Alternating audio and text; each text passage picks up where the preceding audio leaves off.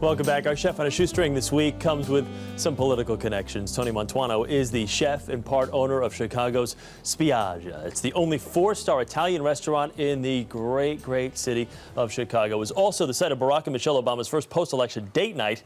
Chef Mantuano is here this morning to prepare 4 dishes from his latest book, Wine Bar Food. It's a perfect guide for holiday entertaining, but can he do it on our $40 budget? That is the big question. You thought the flight was tough. Now, this $40 thing, I'll tell you. This can really get to some people. Chef Mantuano, good to see you. Really, congratulations on everything. Anybody who goes to Chicago talks about this place. It's been around for 25 years, like we said, only 4-star Italian restaurant in the city. Right. So you know what you're doing.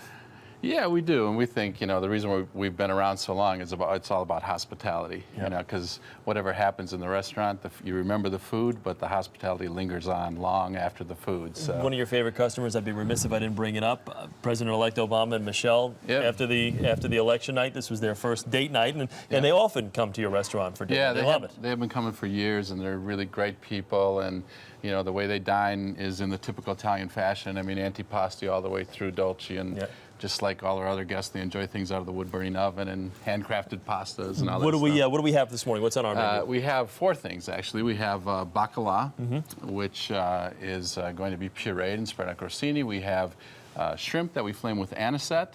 We have a pasta with spinach, and then we have some dates that are filled with mascarpone cheese and some bittersweet chocolate. Sounds good. All right, let's start things off.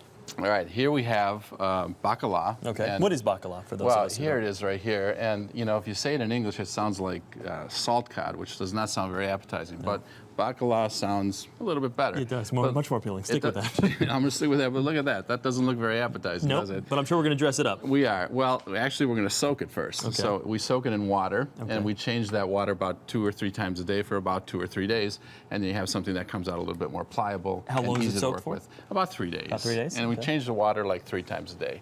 So then after that, we put it into a pan. We cover it with milk. We add some potatoes. We add some onions, and we add some garlic. And this we simmer for about 15 or 20 minutes. And then at that point, we place it right into our food processor. This is the trickiest part of the recipe, by the way. Is it really just the delicate placement in the processor? Yes. Can I ask you what kind of customer President-elect Obama is? Is he a finicky eater, or does he basically eat whatever you serve him? Now, would you want me to tell people what kind of customer you are? Well, actually, a pretty good customer. I eat basically just about everything. I'm a pretty good tipper. He's all of the above. Have they contacted you about possibly coming to the White House, maybe taking on a new role?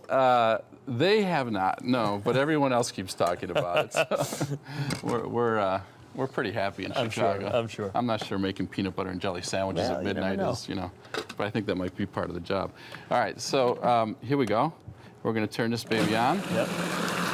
And to get it to the right consistency, because we want it to be spreadable, and we want to put it on some crostini, which is a fancy word for grilled bread. Grilled bread, exactly. And we have some extra virgin olive oil that we just add in a stream here. While this is running, how you want? And then when all is said and done,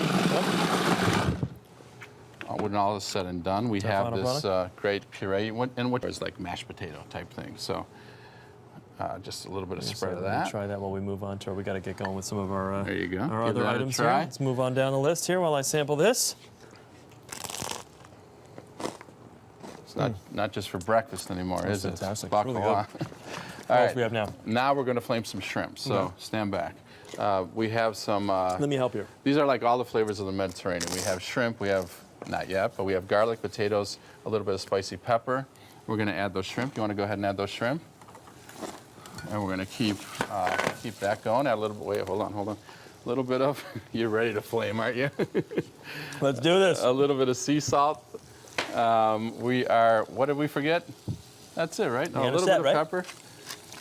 And the thing is, you want it to be really hot, otherwise it's not gonna ignite. So we get the shrimp, just a little bit of color, bit of color on the potatoes, and pour the whole thing in there?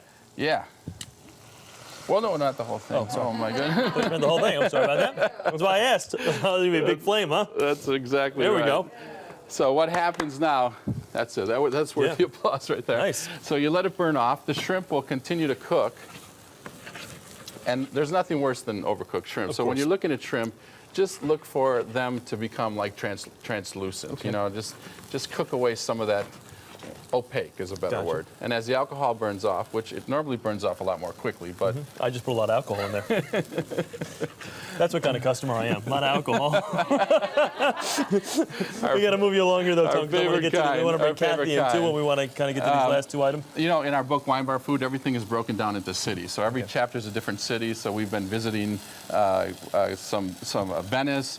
Over here, we're going to Rome. So we have some spinach. And the whole idea about great Italian pasta is that you don't add a lot of ingredients. So spaghetti, garlic, olive oil, spinach, and pecorino romano cheese. Simple. Not crazy. Not real crazy. And that's what's authentic. And then Let's bring on the real brains of the operation. all right, come on. Kathy, how are you, Kathy? You talking about me? No. Notice that you didn't move too quickly over there. Hi, Kath. How are you? I'm really good, thanks. And so this is the dessert portion, correct? Right.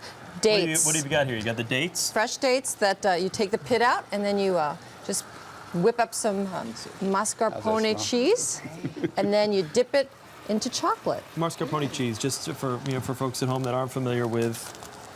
It's the tiramisu It is cheese. the Everyone tiramisu knows cheese. The about grand that. dame, so to speak, right? Yeah, The grand dame. Creamy, delicious. So the cool thing about wine bar food is there's wines to go with everything. So in the beginning we poured some Prosecco, which would be great with the bacala.